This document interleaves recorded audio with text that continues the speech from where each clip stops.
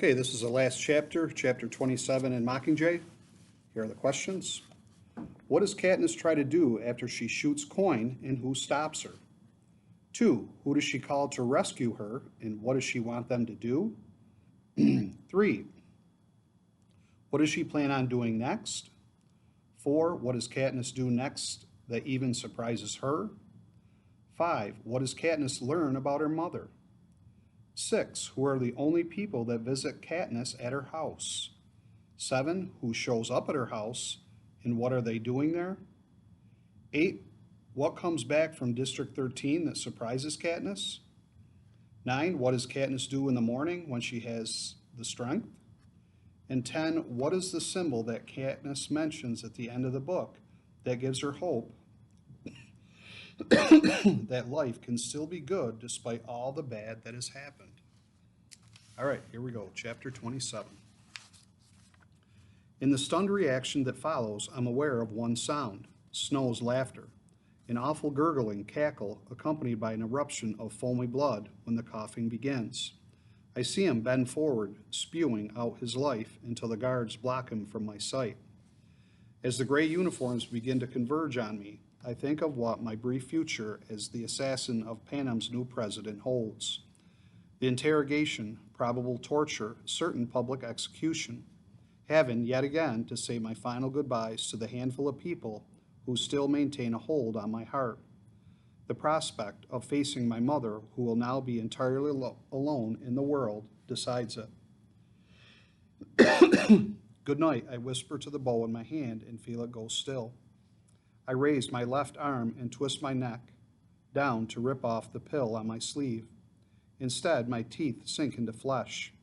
I yank my head back in confusion to find myself looking into Peeta's eyes, only now they hold my gaze.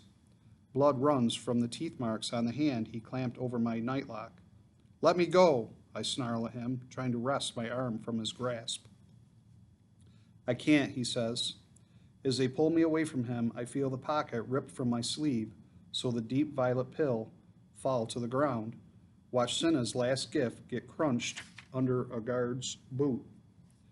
I transform into a wild animal, kicking, clawing, biting, doing whatever I can to free myself from this web of hands as the crowd pushes in. The guards lift me up above the fray, where I continue to thrash as I conveyed over the crush of people. I start screaming for Gale. I can't find him in the throng, but he will know what I want. A good clean shot to end it all. Only there's no arrow, no bullet. Is it possibly he can't see me? No. Above us, on the giant screen placed around the city circle, everyone can watch the whole thing being played out. He sees, he knows, but he doesn't follow through, just as I didn't when he was captured. Sorry excuses for hunters and friends, both of us. I'm on my own. In the mansion, they handcuff and blindfold me. I'm half dragged, half carried down long passages, up and down elevators, and deposited on a carpet floor. The cuffs are removed and a door slams closed behind me. When I push the blindfold up, I find I'm in my old room at the training center, the one where I lived during those last precious days before my first Hunger Games and the Quarter Quell. The bed is stripped to the mattress. The closet gapes open, showing the emptiness inside, but I'd know this room anywhere. It's a struggle to get to my feet and peel off my Mockingjay suit. I'm badly bruised and might have broken a finger or two, but it's my skin that's paid the most dearly for my struggle with the guards. The new pink stuff has shredded like tissue paper, and blood seeps through the laboratory-grown cells. No medics show up, though, and as I'm too far gone to care, I crawl up onto the mattress, expecting to bleed to death. No such luck. By evening, the blood clots, leaving me stiff and sore and sticky but alive. I limp into the shower and program in the gentlest cycle I can remember, free of any soaps and hair products, and squat under the warm spray, elbows on my knees, head in my hands. My name is Katniss Everdeen. Why am I not dead? I should be dead. It would be best for everyone if I were dead. When I step out on the mat, the hot air bakes my damaged skin dry. There's nothing clean to put on, not even a towel to wrap around me. Back in the room, I find the Mockingjay suit has disappeared. In its place is a paper robe. A meal has been sent up from the mysterious kitchen with a container of my medications for dessert. I go ahead and eat the food, take the pills, rub the salve on my skin. I need to focus now on the manner of my suicide. I curl back up on the bloodstained mattress, not cold, but feeling so naked with just the paper to cover my tender flesh. Jumping to my desk, not an option. The window glass must be a foot thick. I can make an excellent noose, but there's nothing to hang myself from. It's possible I could hoard my pills and then knock myself off with a lethal dose, except that I'm sure I'm being watched around the clock. For all I know, I'm on live television at this very moment, while commentators try to analyze what could possibly have motivated me to kill Coyne. The surveillance makes almost any suicide attempt impossible. Taking my life is the capitalist privilege, again. What I can do is give up. I resolve to lay on the bed without eating, drinking, or taking my medications. I could do it too, just die, if it weren't for the morphine withdrawal. Not bit by bit like in the hospital in 13, but cold turkey. I must have been on a fairly large dose because when the craving for it hits, accompanied by tremors and shooting pains and unbearable cold, my resolve's crushed like an eggshell. I'm on my knees, raking the carpet with my fingernails to find those precious pills I flung away in a stronger moment. I revised my suicide plan to slow death by morphling. I will become a yellow-skinned bag of bones with enormous eyes. I'm a couple of days into the plan, making good progress, when something unexpected happens. I begin to sing. At the window, in the shower, in my sleep, hour after hour of ballads, love songs, mountain airs. All the songs my father taught me before he died, for certainly there has been very little music in my life since. What's amazing is how clearly I remember them, the tunes, the lyrics. My voice, at first rough and breaking on the high notes, warms up into something splendid, a voice that would make the Mockingjays fall silent and then tumble over themselves to join in. Days pass, weeks. I watch the snow fall on the ledge outside my window, and in all that time, mine is the only voice I hear. What are they doing anyway? What's the holdup out there? How difficult can it be to arrange the execution of one murderous girl? I continue with my own annihilation. My body's thinner than it's ever been, and my battle against hunger is so fierce that sometimes the animal part of me gives in to the temptation of buttered bread or roasted meat. But still, I'm winning. For a few days, I feel quite unwell and think I finally may be traveling out of this life when I realize my morphine tablets are shrinking. They are trying to slowly wean me off the stuff. But why? Surely a drugged Mockingjay will be easier to dispose of in front of a crowd. And then a terrible thought hits me. What if they're not going to kill me? What if they have more plans for me? A new way to remake, train, and use me? I won't do it. If I can't kill myself in this room, I will take the first opportunity outside of it to finish the job. They can fatten me up, they can give me a full body polish, dress me up, and make me beautiful again. They can design dream weapons that come to life in my hands, but they will never again brainwash me into the necessity of using them. I no longer feel any allegiance to these monsters called human beings, despite being one myself. I think that PETA was onto something about us destroying one another and letting some decent species take over, because something is significantly wrong with a creature that sacrifices its children's lives to settle its differences. You can spin it any way you like. Snow thought the Hunger Games were efficient means of control. Coyne thought the parachutes would expedite the war. But in the end, who does it benefit?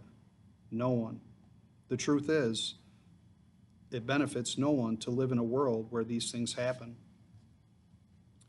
After 2 days of my lying on my mattress with no attempt to eat, drink, or even take a morphine tablet, the door to my room opens. Someone crosses around the bed into my field of vision. "Hey, Mitch, your trial's over," he says. "Come on, we're going home." Home? What is he talking about? My home's gone, and even if it were possible to go to this imaginary place, I am too weak to move. Strangers appear, rehydrate, and feed me, bathe and clothe me. One lifts me like a rag doll and carries me up to the roof, onto a hovercraft, and fastens me into a seat. Haymitch and Plutarch sit across from me. In a few moments, we're airborne. I've never seen Plutarch in such a good mood. He's positively glowing. "You must have a million questions." When I don't respond, he answers them anyway. After I shot coin, there was pandemonium. When the ruckus died down, they discovered Snow's body still tethered to the post. Opinions differ on whether he choked to death while laughing or was crushed by the crowd. No one really cares. An emergency election was thrown together and Paler was voted in as president. Plutarch was appointed Secretary of Communications, which means he sets the programming for the airwaves. The first big televised event was my trial, in which he was also a star witness. In my defense, of course, although most of the credit for my exoneration must be given to Dr. Aurelius, who apparently earned his naps by presenting me as a hopeless, shell-shocked lunatic. One condition for my release is that I'll continue under his care, although it will have to be by phone because he'd never live in a forsaken place like 12, and I'm confined there until further notice. The truth is, no one quite knows what to do with me now that the war is over, although if another one should spring up, Plutarch's sure they could find a role for me. Then Plutarch has a good laugh. It never seems to bother him when no one else appreciates his jokes. "Are you preparing for another war, Plutarch?" I ask. "Oh, not now.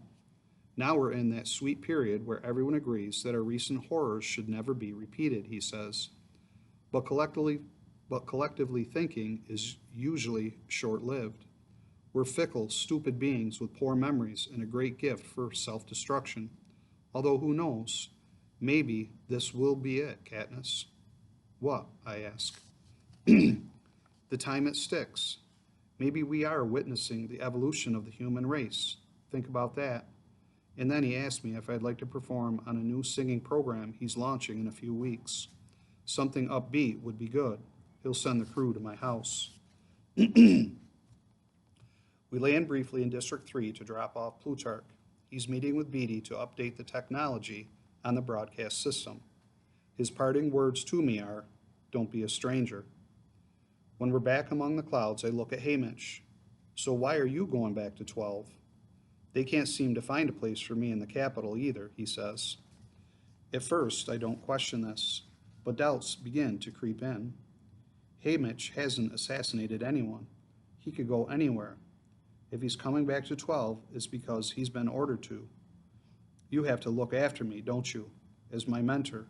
He shrugs. Then I realize what it means. My mother's not coming back. "No," he says. He pulls an envelope from his jacket pocket and hands it to me. I examine the delicate, perfectly formed writing. "She's helping to start up a hospital in District 4. She wants you to call as soon as we get in." My finger traces the graceful swoops of the letters. "You know why she can't come back." Yes, I know why. Because between my father and Prim and the ashes, the place is too painful to bear. But apparently not for me. "Do you want to know who else won't be there?" "No," I say. "I want to be surprised." Like a good mentor, Haymitch makes me eat a sandwich and then pretends he believes I'm asleep for the rest of the trip. He busies himself going through every compartment on the hovercraft, finding the liquor and storing it in his bag. It's night when we land on the green of the victor's village. Half of the houses have lights in the windows, including Haymitch's and mine, not Peta's. Someone has built a fire in my kitchen. I sit in the rocker before it, clutching my mother's letter. "Well, see you tomorrow," says Haymitch. As the clinking of his bag of liquor bottles fades away, I whisper, I doubt it. I am unable to move from the chair. The rest of the house looms cold and empty and dark. I pull an old shawl over my body and watch the flames. I guess I sleep because the next thing I know, it's morning, and Greasy Say's banging around at the stove. She makes me eggs and toast and sits there until I've eaten it all. We don't talk much. Her little granddaughter, the one who lives in her own world, takes her bright blue ball of yarn from my mother's knitting basket. Greasy Say tells her to put it back, but I say she can have it. No one in this house can knit anymore. After breakfast, Greasy Say does the dishes and leaves, but she comes back up at dinner time to make me eat again. I don't know if she's just being neighborly or if she's on the government's payroll, but she shows up twice every day. She cooks, I consume. I try to figure out my next move. There's no obstacle now to taking my life, but I seem to be waiting for something. Sometimes the phone rings and rings and rings, but I don't pick it up. Hamish never visits. Maybe he changed his mind and left, although I suspect he's just drunk. No one comes but Greasy Say and her granddaughter. After months of solitary confinement, they seem like a crowd. Spring's in the air today. You ought to go out, she says. Go hunting. I haven't left the house. I haven't even left the kitchen except to go to the small bathroom a few steps off it. I'm in the same clothes I left the Capitol in. Why do I sit? What I do is sit by the fire, stare at the unopened letters piling up on the mantel. I don't have a bow. Check down the hall, she says. After she leaves, I consider a trip down the hall, rule it out. But after several hours, I go anyway, walking in silent, sock feet, so as not to awaken the ghosts. In the study where I had my tea with President Snow, I find a box with my father's hunting jacket, our plant book, my parents' wedding photo, the spile Hamish sent in, and the locket PETA gave me in the clock arena. The two bows and a sheath of arrows Gale rescued on the night of the firebombing lie on the desk. I put on the hunting jacket and leave the rest of the stuff untouched. I fall asleep on the sofa in the formal living room.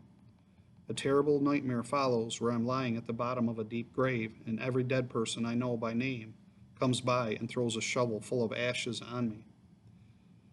It's quite a long dream considering the list of people, and the deeper I'm buried, the harder it is to breathe. I try to call out, begging them to stop, but the ashes fill my mouth and nose, and I can't make any sound. Still, the shovel scrapes on and on and on. I wake with a start. Pale morning light comes around the edges of the shutters. The scraping of the shovel continues. Still half in the nightmare, I run down the hall, out the front door, and around the side of the house, because now I'm pretty sure I can scream at the dead. When I see him, I pull up short. His face is flushed from digging up the ground under the windows. In a wheelbarrow are 5 scraggly bushes. You're back, I say. Dr. Aurelius wouldn't let me leave the Capitol until yesterday, PETA said. By the way, he said to tell you he can't keep pretending he's treating you forever. You have to pick up the phone. He looks well, thin and covered with burn scars, like me, but his eyes have lost that clouded, tortured look. He's frowning slightly, though, as he takes me in. I make a half-hearted effort to push my hair out of my eyes and realize it's matted into clumps. I feel defensive. What are you doing? I went to the woods this morning and dug these up for her, he says. I thought we could plant them along the side of the house. I look at the bushes, the clods of dirt hanging from their roots, and catch my breath as the word rose registers.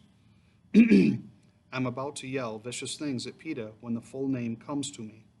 Not plain rose, but evening primrose, the flower my sister was named for.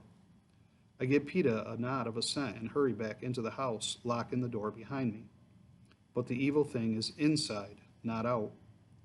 Trembling with weakness and anxiety, I run up the stairs. My foot catches on the last step and I crash onto the floor. I force myself to rise and enter my room. The smell is very faint, but still laces the air. It's there. The white rose among the dried flowers in the vase. shriveled and fragile, but holding on to that unnatural perfection cultivated in Snow's greenhouse. I grab the vase, stumble down to the kitchen, and throw its contents into the embers. As the flowers flare up, a burst of blue flame envelops the rose and devours it. Fire beats roses again. I smash the vase on the floor for good measure. Back upstairs, I throw open the bedroom windows to clear out the rest of Snow's stench, but it still lingers on my clothes and in my pores. I strip, and flakes of skin the size of playing cards cling to the garments. Avoiding the mirror, I step into the shower and scrub the roses from my hair, my body, my mouth. Bright pink and tingling, I find something clean to wear. It takes half an hour to comb out my hair. Greasy Say unlocks the front door. While she makes breakfast, I feed the clothes I had shred to the fire. At her suggestion, I pare off my nails with a knife. Over the eggs, I ask her, "Where did Gail go?" "District 2 got some fancy job there. I see him now and again on the television," she says. I dig around inside myself, trying to register anger, hatred, longing. I find only relief. "I'm going hunting today," I say. "Well, I wouldn't mind some fresh game at that," she answers. I arm myself with a bow and arrows and head out, intending to exit 12 through the meadow. Near the square are teams of masked and gloved people with horse-drawn carts, sifting through what lay under the snow this winter, gathering remains. A cart's parked in front of the mayor's house. I recognize Tom, Gail's old crewmate, pausing a moment to wipe the sweat from his face with a rag. I remember seeing him in 13, but he must have come back. His greeting gives me the courage to ask, "Did they find anyone in there?" "Whole family, and the 2 people who work for them," Tom tells me. "Madge, quiet and kind and brave. The girl who gave me the pin that gave me a name." I swallow hard. Wonder if she'll be joining the cast of my nightmares tonight, shoveling the ashes into my mouth. I thought maybe, since he was the mayor. "I don't think being the mayor of 12 put the odds in his favor," says Tom. I nod and keep moving, careful not to look in the back of the cart. All through the town and the scene, it's the same, the reaping of the dead. As I near the ruins of my old house, the road becomes thick with carts. The meadow's gone, or at least dramatically altered. A deep pit has been dug, and they're lining it with bones, a mass grave for my people. I skirt around the hole and enter the woods at my usual place. It doesn't matter, though. The fence isn't charged anymore, and has been propped up with long branches to keep out the predators. But old habits die hard. I think about going to the lake, but I'm so weak that I barely make it to my meeting place with Gail. I sit on the rock where Cressida filmed us, but it's too wide without his body beside me. Several times I close my eyes and count to 10, thinking that when I open them, he will have materialized without a sound, as he so often did. I have to remind myself that Gail's in 2 with a fancy job, probably kissing another pair of lips. It is the old Katniss's favorite kind of day, early spring, the woods awakening after the long winter, but the spurt of energy that began with the primroses fades away. By the time I make it back to the fence, I'm so sick and dizzy, Tom has to give me a ride home in the dead people's cart. Help me to the sofa in the living room, where I watch the dust motes spin in the thin shafts of afternoon light. My head snaps around at the hiss, but it takes a while to believe he's real. How could he have gotten here? I take in the claw marks from some wild animal, the back paw he holds slightly above the ground, the prominent bones in his face. He's come on foot then, all the way from 13. Maybe they kicked him out, or maybe he just couldn't stand it there without her, so he came looking. It was the waste of a trip. She's not here, I tell him. Buttercup hisses again. She's not here. You can hiss all you like. You won't find Prim. At her name, he perks up, raises his flattened ears, begins to meow, hopefully. Get out! He dodges the pillow I throw at him. Go away! There's nothing left for you here. I start to shake, furious with him. She's not coming back. She's not ever coming back here again. I grab another pillow and get to my feet to improve my aim. Out of nowhere, the tears begin to pour down my cheeks. She's dead. I clutch my middle to dull the pain, sink down on my heels, rocking the pillow, crying. She's dead, you stupid cat, she's dead. A new sound, part crying, part singing, comes out of my body, giving voice to my despair. Buttercup begins to wail as well. No matter what I do, he won't go. He circles me just out of reach, as wave after wave of sobs rack my body until eventually I fall unconscious. But he must understand. He must know that the unthinkable has happened, and to survive will require previously unthinkable acts. Because hours later, when I come into my bed, he's there in the moonlight, crouched beside me, yellow eyes alert, guarding me from the night. In the morning, he sits stoically as I clean the cuts, but digging the thorn from his paw brings on a round of those kitten mews. We both end up crying again, only this time we comfort each other. On the strength of this, I open the letter Hamish gave me from my mother, dial the phone number, and weep with her as well. Peta, bearing a warm loaf of bread, shows up with greasy say. She makes us breakfast, and I feed all my bacon to Buttercup. Slowly, with many lost days, I come back to life. I tried to follow Dr. Aurelius's advice, just going through the motions, amazed when one finally has meaning again. I tell him my idea about the book, and a large box of parchment sheets arrived on the next train from the capital. I got the idea from our family's plant book, the place where we recorded those things you cannot trust to memory. The page begins with the person's picture, a photo if we can find it, if not a sketch or painting by Peta. Then in my most careful handwriting come all the details it would be a crime to forget. Lady, look in Prim's cheek, my father's laugh, Peta's father with the cookies, the color of Finnick's eyes, what Cinna could do with a length of silk, Boggs reprogramming the halo, Rue poised on her toes, arms slightly extended like a bird about to take flight, on and on. We seal the pages with salt water and promises to live well, to make their deaths count. Hamish finally joins us, contributing 23 years of tributes he was forced to mentor. Editions become smaller, an old memory that surfaces, a late primrose preserved between the pages. Strange bits of happiness, like the photo of Finnick and Annie's newborn son. We learn to keep busy again. Peta bakes, I hunt. Hamish drinks until the liquor runs out and then raises geese until the next train arrives. Fortunately, the geese can take pretty good care of themselves. We're not alone. A few hundred others return because whatever has happened, this is our home. With the mines closed, they plow the ashes into the earth and plant food. Machines from the capital break ground for a new factory where we'll make medicines. Although no one seeds it, the meadow turns green again. Peta and I grow back together. There are still moments when he clutches the back of a chair and hangs on until the flashbacks are over. I wake screaming.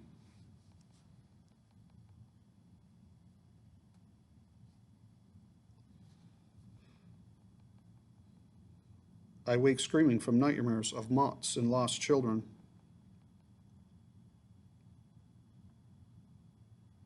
But his arms are there to comfort me, and eventually his lips.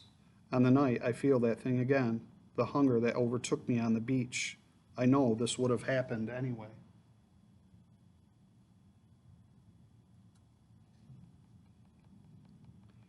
That what I need to survive is not Gale's fire kindled with rage and hatred. I have plenty of fire myself.